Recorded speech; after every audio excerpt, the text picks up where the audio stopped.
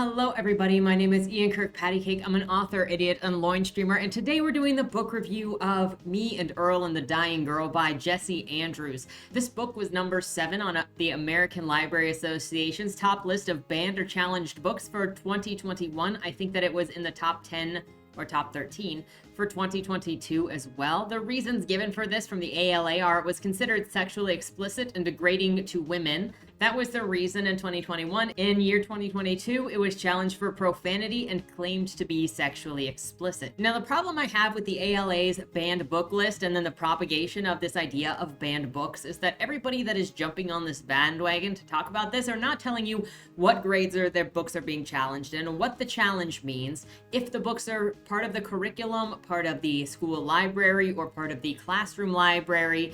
And one thing that's come to my attention is books that are even just moved from the children's section up to the older teens section are still put on this list. So it is being hidden dubiously why and what is happening with these books in order to say, hey, this was banned. You also don't have a right to have your book be in a curriculum, so they're still putting these on the banned book list when they're just removed from a curriculum.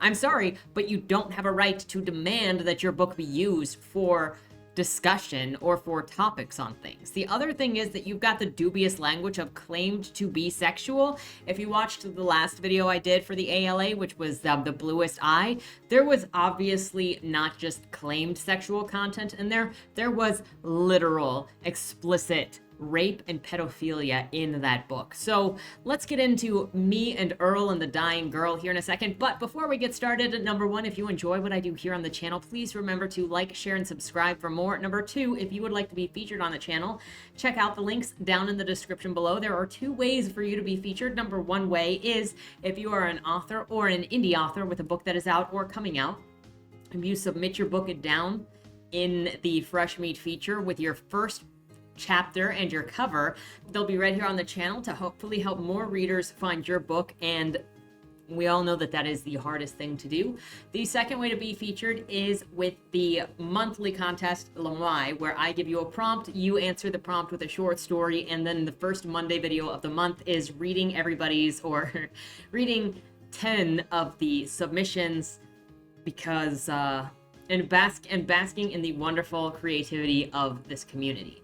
The third thing is if you would like to check out any of my books, they're available down in the description below, or you can get them at any of your favorite places to get books, including the library, not the school library, because apparently, according to current standards, I am a banned book author, because none of my books are in schools. Where are my human rights? Do I not get them because I'm an idiot? Is that where we're at? But I hope that you will check some of them out, at least one of them. They're fairly different from one another, genre-wise. With that said, let's get into this. Now, after having finished reading this book, I'm more certain that it is just a giant shitpost, and the author insulted us for continuing to read it since he barely put any effort into the creation of this book as a whole. Also, I can only assume that the success of this book was because it already had a movie deal or something, because this book was published in 2012 and already had a movie in 2015.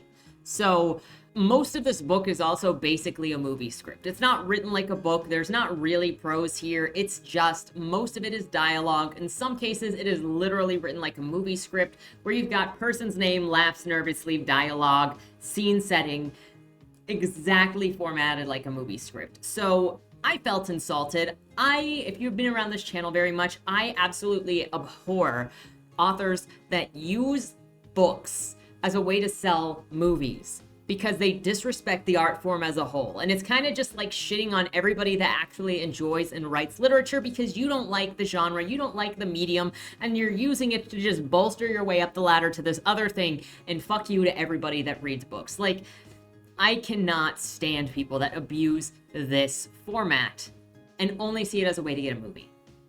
So, screw you. When you know people, you know people. Anyway, with that said, let's get into the plot summary so that you can know what the story is about, how it works, and not waste your time on this book like I freaking did. So the prologue opens with the narrator of the book talking about how he had no idea how to start this book or why even write this book, and he tells us that he's got a brain-eating fungus going on, so that's messing with him. He also tells us that he's no writer but a filmmaker, and he's retiring after making his worst film that killed someone. This is such a mislead because that's not actually what happened. That is insane mislead. He mentions that he learned nothing from his friend Rachel's leukemia, and unlike other stories where kids get terminal illness, there are no lessons to be learned from this, and there's no childhood left behind or meaning behind this book. So basically it feels like the opening of this book is making an argument to not read it. Also talks down to the reader immediately by saying fin at the end of the prologue. You probably don't know what that means. It's French word for the film is over, just so you know the author thinks that you are dumb.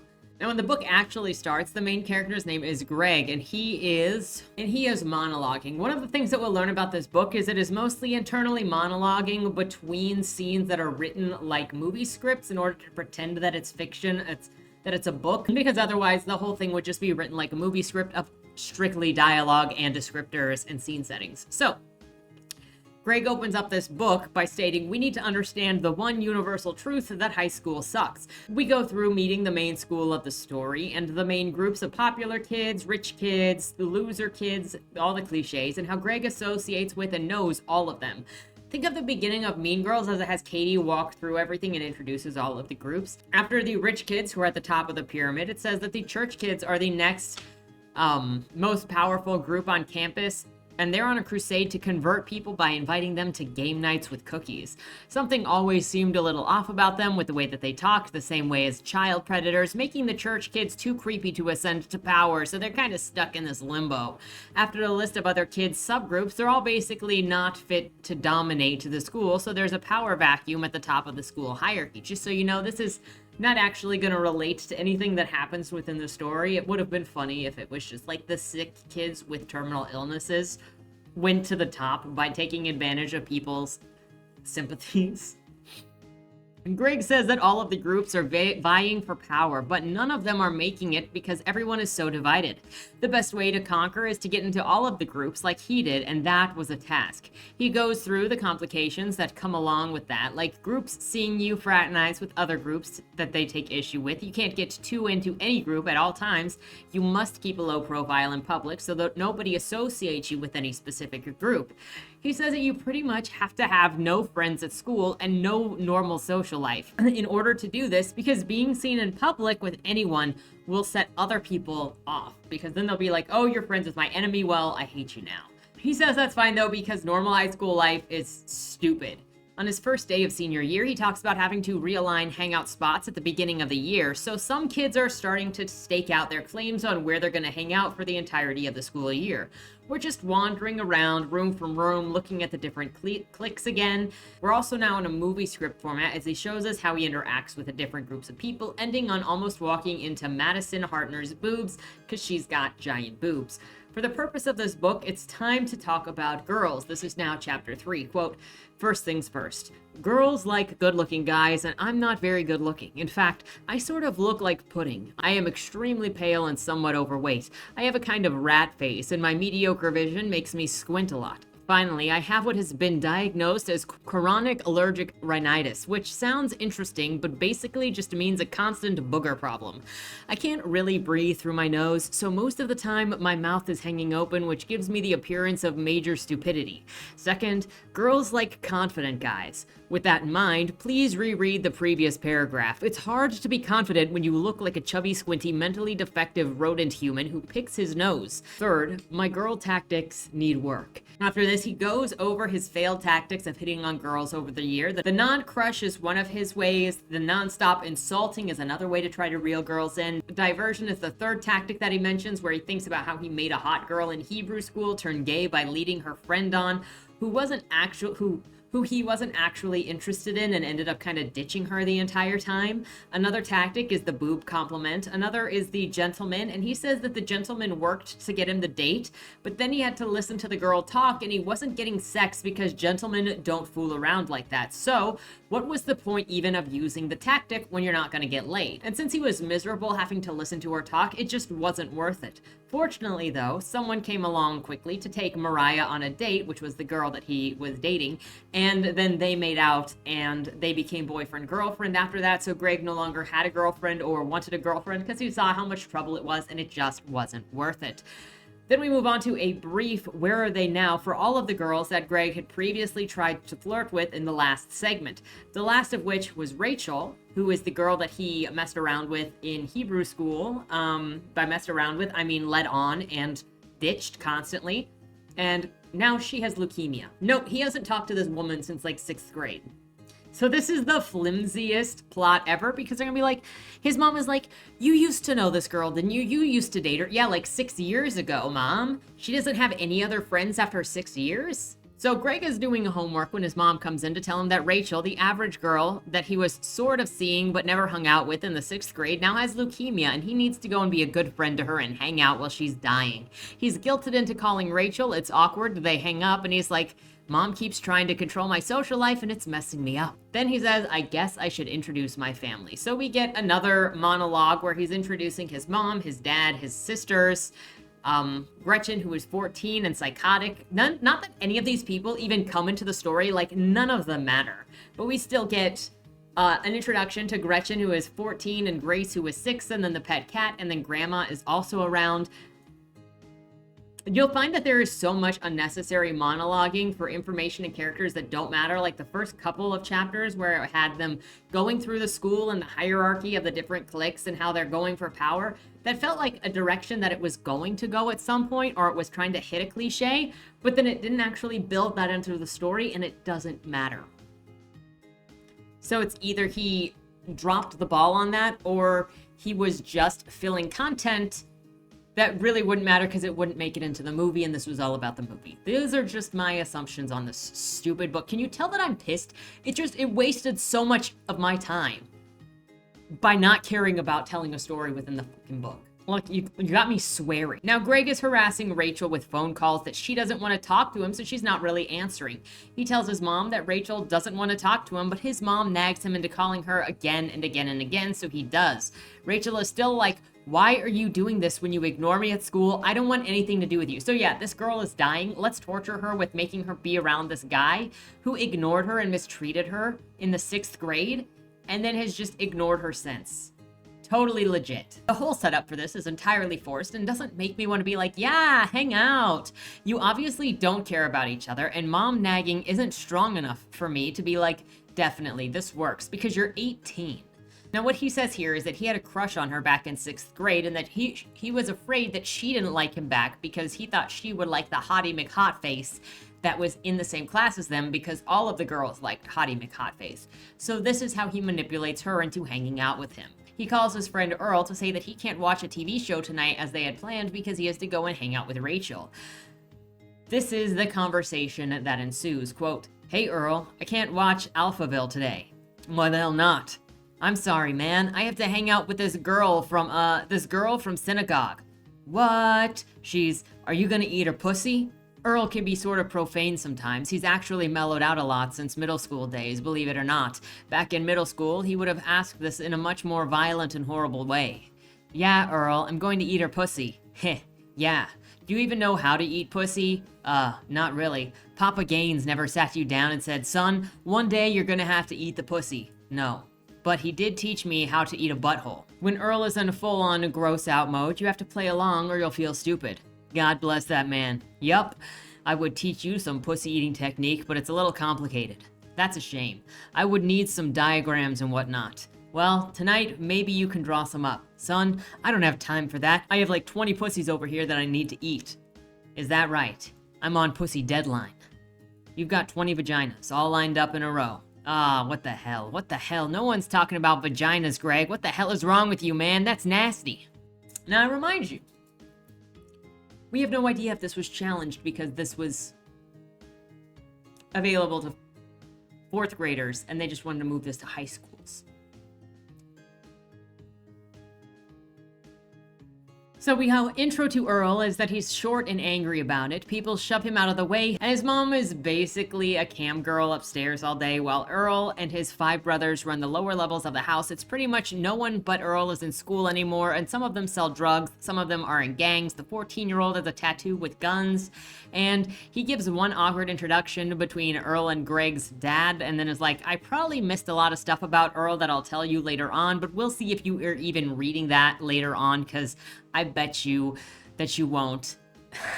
This book sucks. Like, this book insults itself enough that I really think it's just insulting the reader's intelligence for continuing to deal with this bullshit as long as you do to get to the ending. On the way to Rachel's house, Greg is now afraid that she's gonna want to take their relationship to the next level since he'd said that he had feelings for her and he still has feelings from her from 5 years ago. At Rachel's in her room, talking in her bedroom, he gets her to laugh and then keeps on going on about molesting pillows at his house to keep her laughing. Earl sends a text message that makes him laugh, and Rachel doesn't even ask about it because she doesn't want to know, but Greg tells her anyway because Earl said something about pickles and oral sex. Rachel asks how Greg and Earl even became friends. This goes into a backstory of how they met when they were younger, and it was about video games. Placed on a project together, Earl took pity on Greg for only having math video games at home and invited him to come over and play GoldenEye.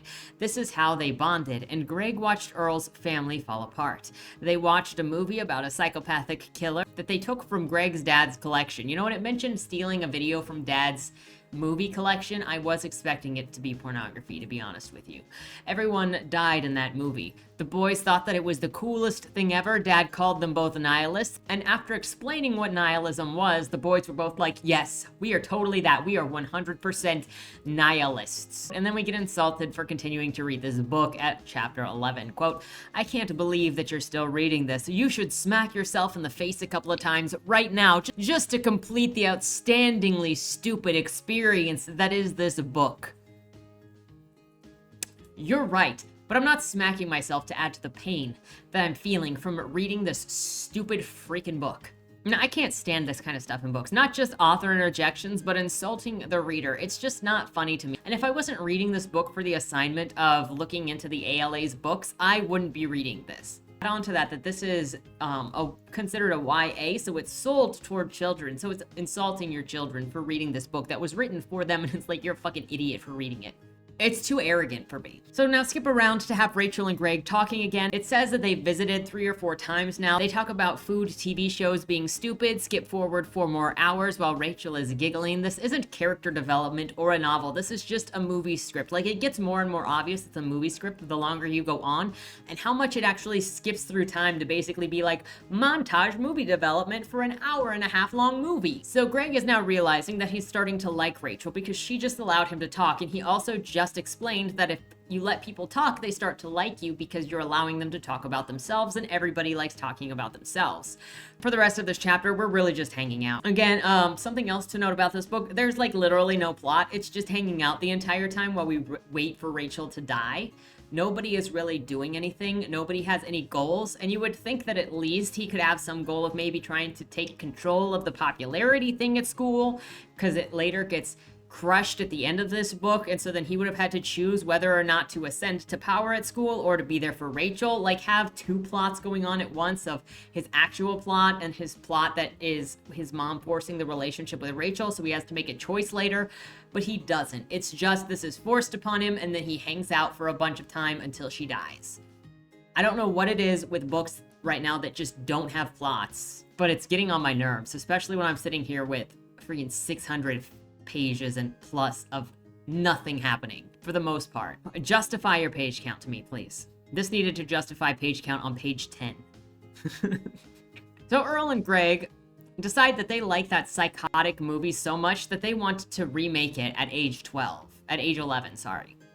Greg's parents praise them for how good their movie is, but they see how garbage it is, and then they realize that they can't trust their parents to be honest with them. Their parents will just praise them thoughtlessly for everything because they're kids. Earl says that they should make their own movie entirely, so they make Earl the Wrath of God 2 and have a better time doing so. They think that it is better than their remake. Spending more time with Rachel outside of school means spending time with her in school, so now people think that they're dating because they're talking and hanging out together. He also has to hang out with other Jewish girls, since the clique that Rachel is a part of is the Jewish girl clique. He's sitting with Rachel and company when hot chick Madison sits down. Now we're talking about how 75% of hot chicks are evil, approximately, when he goes on and on about alien vomit and how some kid in the fantasy geek group is an alien who gave him vomit and it's an intimate exchange. You know, you just don't understand. He's just making the girls laugh right now. Eventually, the kid notices the girls laughing and glares at Greg because the kid knows that Greg is talking about him. He finds out that that kid has a crush on one of the girls that he was just talking to. And then Rachel is like, you know, I realize that you make movies and that your movie projects are a secret, so I don't ask about them because I don't want to invade your privacy or bug you on things that you don't want to talk about. And Greg is like, wow, Rachel is really awesome. But you, reader, you're not awesome, because you would probably ask me about my movies and invade my privacy, not like Rachel. And since I know that that's what you're going to do, and I know you're not as awesome as Rachel, I'll go ahead and tell you about my movies. Quote, I have to say this. In that moment, Rachel was awesome. Meanwhile, I guess I probably have to describe the films to you. You're being less awesome than Rachel, you stupid reader. I mean, I'm the one who's deciding you have to read about them, so really, it's me who is the human poop factory right now. This should come to no surprise to anyone.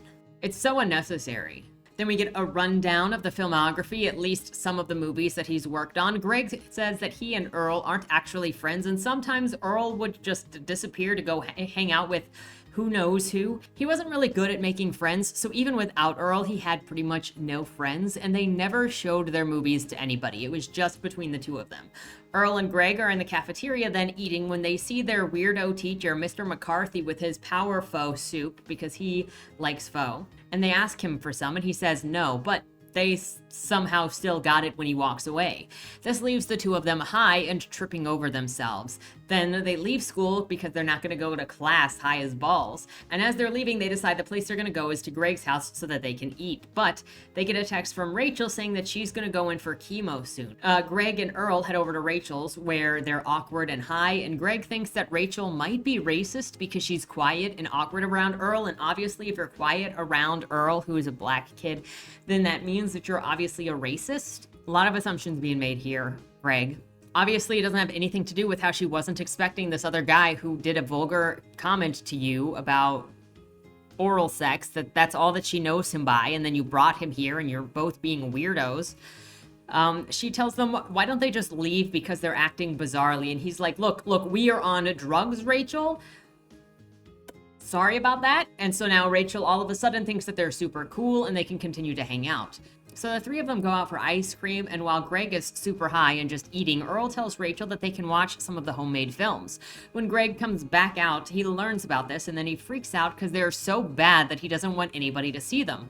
Rachel enjoys the films, though, and she laughs at what she's seeing. Greg confirms that you can't show people you know your work because they'll likely just say that they like your work because they like you. Throughout the next couple of chapters, it's off screen, but Earl does more stuff for Rachel than Greg. Greg goes to Earl's house where he gets into it with one of Earl's brothers and breaks his arm. He's at the hospital now, and his mom's babying him. Now that Earl's visiting Greg and Rachel in the hospital, catching Greg up on the things that are going on at school and Rachel and making Rachel smile. This section is told basically in dialogue and bullet points. I'm not even joking. It is literal bullet points because the author did not give a shit about this book. At least that is the impression that was given to me from what I was looking. Hot girl Madison then comes in to talk to Greg, and he's all nervous, and when she compliments him, he gets so nervous he argues with her that no, he is not special or good looking or anything good, and his movies are not fun. No. After Greg then spends some awkward time with Rachel, we time skip some more, and this is marked by dates and a brief list of things that happened that day. Again, we're just montaging with paragraphs. Not even paragraphs. It's like August 4th, something happened. August 5th, something happened. August 6th, something happened. And that's pretty much how it goes for a couple of pages. Then there's talking to his parents about college, and then Rachel's asking about college, and he hates it because he doesn't know what he wants to do with his life. They get into a fight over it because Greg's an asshole and doesn't even want to talk about it, but even less so when Rachel's in a bad mood. Rachel says that she doesn't have any plans for the future because she's sick and she doesn't feel cheerful right now, so she just is not gonna have good conversation until she feels better. Greg tells us in narration that of course she's not gonna feel better yet because she's dying. That's the whole point of this book. Greg tells the reader what leukemia is before telling the reader that this book isn't like other books about girls with cancer. They don't fall in love, and there is no meaning that comes out of this. Rachel just gets sicker and sicker until Rachel is like, you know that I'm dying, right? And Greg is like, no. But then she's like, I'm dying, Greg. And he's like, shit. Also, Greg tells us that he's not like other leukemia books. Very directly, quote, so, if this were a normal book about a girl with leukemia, I would probably talk a shitload about all of the meaningful things Rachel had to say as she got sicker and sicker. Also, probably we would fall in love and have some incredibly fulfilling romantic thing, and then she would die in my arms. But I don't feel like lying to you. She didn't have any meaningful things to say, and we definitely didn't fall in love. She seemed less pissed at me after my stupid outburst, but she basically just went from irritable to quiet. I just wanted to write a 300-page book that had no meaning and no purpose and just mocked the reader relentlessly, and then also said I'm not like other girls. I got an ego.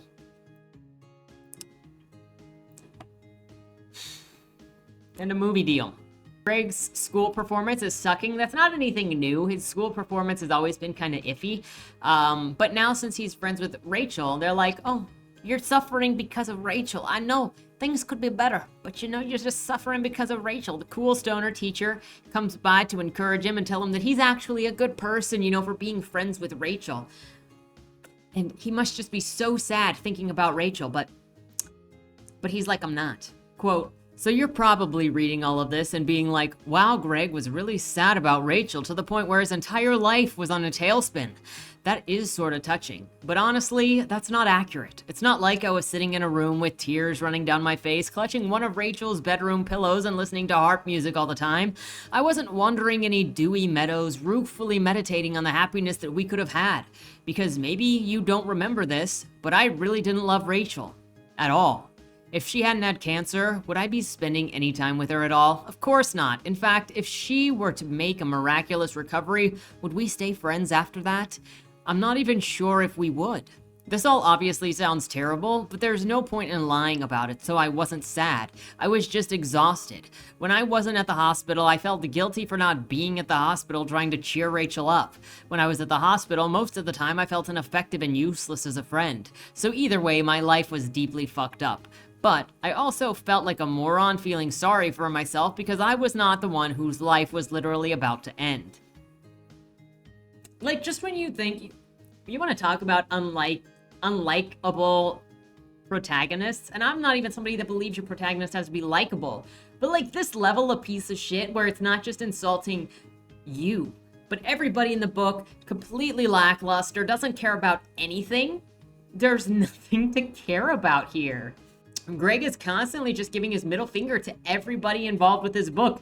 You, everybody in the book, Earl is doing more for Rachel. Just go away, Greg. At school, Madison corners Greg and gets him to agree to make a movie specifically for Rachel because the movies he makes her happy. Earl and Greg talk over the movie thing while Earl goes through his fridge. Random conversations about food in the fridge and Earl's eating habits take up more space in this chapter than actual discussions of what they do for Rachel's movie. A montage at school of people addressing him about Rachel and his movie. First movie plan was just to get well wishes of everyone at school and to put them onto film and make that. That's nothing like any of his films that he's given to Rachel so far. He says the problem with that is, he says he didn't want to do that because he'd have to out himself as being a filmmaker to everyone. And even though he didn't want to do that, he eventually still actually had to do that. So now everyone knows that he does films and he's angry about it. Another problem with doing the well wishes footage is that the footage sucked. And the third problem was that Madison had already gone around collecting people's cards and signatures for well wishes to Rachel. So doing a video of that would just be dumb. Instead, he wants to do some kind of Ken Burns style documentary, but couldn't obviously get enough footage, so he interviews Rachel's mom instead. Rachel's mom comes over and gives the interview, and she's basically like, you know what? Rachel was never much of a fighter. And, Nothing of value was said by Rachel's mother, mostly skipped over, and he tries her grandparents next, and nobody has anything to say about Rachel to make a worthy documentary about anything. He determines that a documentary for a young person is literally too sad because, like, you're summarizing someone's life and there's nothing much to it at all. Meanwhile, Greg's relationships with Rachel is literally a waste of time and failing because he can't give her anything and she doesn't really respond to him. I mean, it is a waste of time because he's not invested in her. I'm kind of confused as to why he thinks there's any worthwhile time at all there when he's as shitty to Rachel as he is and he doesn't give a frick about her. Like, what's he think gonna come out of a relationship he doesn't invest in? So now they're shooting 4 different films and all of them suck. It's November and Rachel is moved back into her room back at her house. This dude, Greg, talks to Rachel and she has obviously chosen to just die. Like, there's no evading it, and she's kind of just accepted that she's gonna die. She also knows about the movie that he's making for her because everyone has basically told her, including Earl, and Greg is mad about that because Earl likes to do everything in private. I think his reason for liking to do everything in private is he doesn't like there to be expectations because then he doesn't have to actually deliver. But if Rachel knows that he's supposed to be making a movie for her, that he has to deliver a movie to her before she dies, and I could have seen him just not delivering anything if he thought she didn't know. But since he's mad at Earl for telling Rachel that they were making a movie, they get into a fight. Earl lays into Greg about caring what other people think. Quote, "Nah, shut the fuck up. You care so fucking much about what other people you gotta be secretive as shit. Gotta go round sucking everybody's dick, pretending like they friends cause you care so much about what they think. Let me fucking tell you, nobody gives a shit about you. Nobody thinks shit about you. You ain't got no friends. You ain't got nobody. Who give a fucking shit about you? Okay, fucking nobody. Everybody at school could give a shit about you, man. Everybody you all friendly with and shit could give a shit. You all worried about what they think about you, man. They don't give a shit. You all worried about them, man. They don't give a fuck. They don't give a fuck if you live or die, you pussy ass bitch. They don't give a fuck. Look at me. They don't give a fuck. Okay. Jesus, man, shut the fuck up because I can't be hearing no more of this. Yeah, I fucking told Rachel about the films. I fucking gave her some of them dumbass films to watch because she like only person that give a fuck. Yeah, she don't have no big ass titties, so you don't fucking care. But that other bitch don't give a shit about you and fucking Rachel do, and you don't fucking give a shit because you're a dumbass little bitch. God damn, I'm sick and fucking tired of watching you treat this girl like some kind of burden when she the closest thing you fucking got to have some motherfucking friends and she about to die on top of that. You know what, right, you dumb motherfucker? She home now cause she about to die. That girl lying there in her goddamn deathbed and you come to my house all whining and crying and shit about some irrelevant bullshit. I think I wanna kick your ass. You hear me? I want to beat the fuck out of you right now. I wish there had been some actual build-up to these relationships, but there's not. However much Earl cares about Rachel and how frustrated he is with Greg, it's all just built up off screen during the time skips, and then you have these moments where it's like, here you go, which again makes it feel like a movie where you're jump cutting between things that are implied, that you get to see visually through montage, that you don't get with a book, which is why this doesn't work as a book. So Greg dares Earl to get into a fight, then he lays him out in one punch and doesn't get up, then they agree to work on the film together. And you would think that maybe Greg would go through some character revelations of like how he's kind of an asshole, because Earl's got a point on how he's treating this girl, but he doesn't. Like, this is not a character changing moment for Greg. After working on the film, their different movie ideas didn't work. Now they're talking to Rachel with what they've prepared instead, which has little speeches in the video forms as well as like cuts from everything that they tried. Earl says, quote, all right, you probably don't understand how grateful I am to have gotten to know you. Because first of all, the odds of that happening normally would be very low because, speaking perfectly honestly, we don't travel in the same circles, you and me, so it feels like a blessing to have had you in my life these past few weeks. I admire a lot of the things about you. I admire how smart you are, how perceptive and observant, but what I'm really in awe of is your, I don't know how to put it, I guess your patience. If it was me, I would be angry and miserable and hurtful and just terrible to be around. And you've been so strong throughout and so patient, even when things aren't going right, and I'm in awe of that. And you've made me feel, blessed. And then Greg follows up with something unbelievably underwhelming even after he got laid out for being a jackass. Quote, "How the fuck am I supposed to follow that? The basic problem was Earl meant everything that he said, and I couldn't say the same stuff without lying, because Earl is just a better person than me. I don't want to sound like a melodramatic jackass, but that's the truth. I was pretty sure that I couldn't say anything sensitive and reassuring and touching without it being a lie." And then Greg lies through his teeth and says that we believe in you, and then reminds the reader that he's lying and that no one believes in her because she's said that she's going to die and they all know she's going to die. Now we get a chapter that explains Rachel the film, which is a Frankenstein of all of the things they gathered and did to try to film for Rachel. Then he talks to Rachel about the film. She says that she likes it, but it wasn't his best work. After more self-deprecation, she tells Greg to apply to film school in her honor. Both him and Earl. At the school pep rally, Earl and Greg are recognized for Rachel the film because someone's mom got a hold of it and turned it in, and now everyone has to watch it, and they hate Greg and Earl for making them watch it. After this grand gesture, everyone at school is avoiding him. He has stopped going to school just before winter break because he didn't feel the need to go anymore, and he hates everybody. He's locked in his room now, just watching movies and hating life and texting only his dad when he hears Rachel is back in the hospital.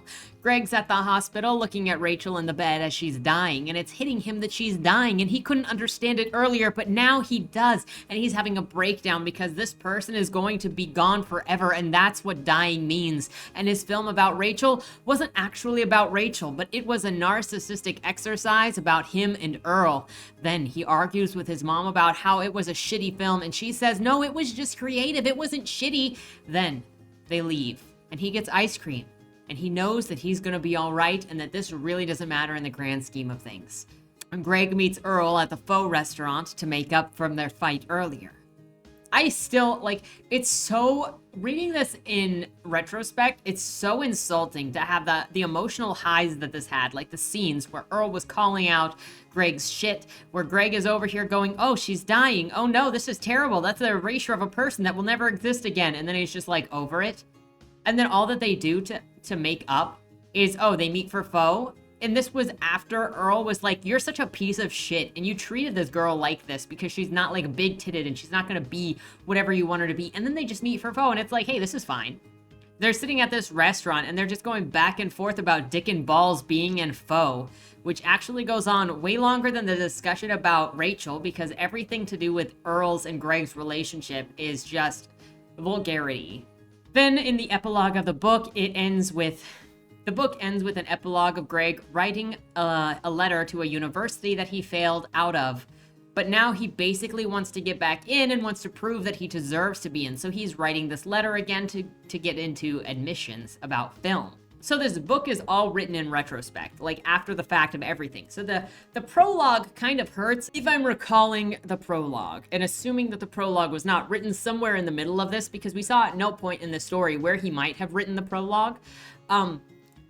He wrote the entire book in retrospect. So then when he tells us that he quit film at the beginning of this, it was a lie. When he tells us he didn't learn anything, it was a partial lie because he has that partial breakdown, but also the author didn't bother to actually build in an emotional anything in here. So I don't even know if his epilogue change where he's trying back into film school means anything, or if he's just being another selfish asshole. It's whatever. But I guess he was lying at the beginning of this book, in the epilogue, or in the prologue, when he told us that he quit everything. Maybe that should have been edited at some point, but you'd have to actually care about this damn book in order to actually make things make sense. The rest of it is basically a where are they now with various characters, including how the teacher that had his faux soup was actually not the culprit of the two of them getting high, but actually Earl had brought pot cookies to school that day, and that was why they were high. He says that you'd have to be crazy to turn this into a film, but his goal in filmmaking he says that you'd have to be crazy to turn this into a film, which clearly somebody was, and how his goal is filmmaking so that he can hire Earl to be his co-president. Rachel died within 10 hours of the last time Greg spoke to her. At the funeral, he learned more about her, and that's weird to learn about someone who is dead. Maybe he'll put that stuff in a film about her someday. The end. It's such a waste of time. We need to take the trad publishers away until they can publish more responsibly, because this is bullshit. There was no way that this was published without somebody having connections somewhere. So while the ALA's website mentioned the vulgarity and the sexual content for complaints, I also go onto Goodreads to see what people are saying on the Goodreads to see if there's any expression of the same thing. Like with The Bluest Eye, you can see mentions of pedophilia and the sexual content and the rape and that. So I went to see if any of the complaints from the ALA for Earl and Me and Earl and the Dying Girl were on Goodreads. But instead, I didn't find any complaints about the language, really. I just found the main character sucks. Nobody likes this main character. And then more complaints of Earl being too stereotypical, how the principal is described as an angry black man, and how there are comments about girls being psychotic, evil, and hot, and how that is sexist. I just gotta say, it's not a racial stereotype for somebody to have anger issues when their dad leaves, because my brothers had anger issues when my dad left. It's kind of something that just happens, especially with adolescent boys, because they don't have that father figure anymore. And it kind of set off some of the things going on with my brothers. So in some of these criticisms with stereotypes, it is just arguing against the outcome, that the likely outcome that has nothing to do with the race and has everything to do with the situation. More complaints that I saw included disabled people being referred to as cripples, variations of the line girls are crazy, developmental disorders were joked about like twice, off-color jokes about terrorism, stereotypical behaviors that were racial in nature, and teen boys getting excited about lesbians in movies. The only girls in school that mattered were the hot ones. So as much as I didn't like this book, I do want to say that it is fine for a main character or for any character to be distasteful, to be terrible. The character in this is just kind of like a typical no manners, don't give a shit kind of guy, a shitlord. Like I said, it felt like a shit post. So the fact that he's rude, it doesn't really matter. You can have rude, totally stereotypical douchebag guys. That's what this is. So to like, you don't have to like a book that has a douchey guy, but I don't know. Your book is, it's just a douchey guy. And there was just absolutely nothing to like about this book for me. If there is limited space at schools for books, this just doesn't need to be on the shelf because it's such a waste of time. My obvious observation of this, assessment of this, was that the author did not give a shit about this. It was for the movie deal. It also felt like it was trying too hard to be cool, trying too hard to be the anti-leukemia romance girl book. With its no, nothing really matters, and I'm kind of just an asshole, and I was an asshole in the beginning and an asshole still at the end. And the self-pitying of this book, of its own narrative. This book sucks and you should hate it and you should hate yourself. Kill yourself for reading this. Garbage. I hate that kind of narration, but you know, take that as you will. That's personal taste. The bookseller's grade level sold this for 9th grade plus. So if this was in any grade schools or middle schools, it doesn't belong there according to even the booksellers. Though again, this book, it doesn't belong in schools just because it's such garbage trash. Like, can we at least agree that we should demand better from traditional publishers? Not just in schools, but can we demand better from traditional publishers besides this? That's the end of my everything. Like, indies especially get dragged. Indies get dragged so hard, especially when you just like deviate from what is stereotypically appropriate, clean copy editing that is very structured and normal. But then you get this garbage that's not even trying to be a book. If this was published as an indie, it would have been dragged. Now, I am partial to experimental attempts at storytelling. I can even say, hey, House of Leaves, even if it's not my thing. But like, people that use books for movies, for movie scripts to sell movies, garbage, in the trash. I demand better. You're spending my time, my hours reading this. Bad. You're bad. Demand better. There are only so many books that can be traditionally published every year, and we get stuck with this shit. If you want something better, check out one of mine. I can't even promise that because you might not like something that I write. Look, Joey is difficult, but Jan is a sweetiekins. Anyway, that was Me and Earl and the Dying Girl. Are we better for it? No. But here we are. If you want to see more of the banned and challenged books list, make sure you subscribe, hang out, and I will be doing more as we go, both going through 2021 and 2022. If you have any banned books that you would like me to read for you, message me and I will try. That said, thank you so much for hanging out. Let me know your thoughts down in the comments below. Have you read this book? Will you read this book? Did you see the movie? That said, have a great weekend and don't die.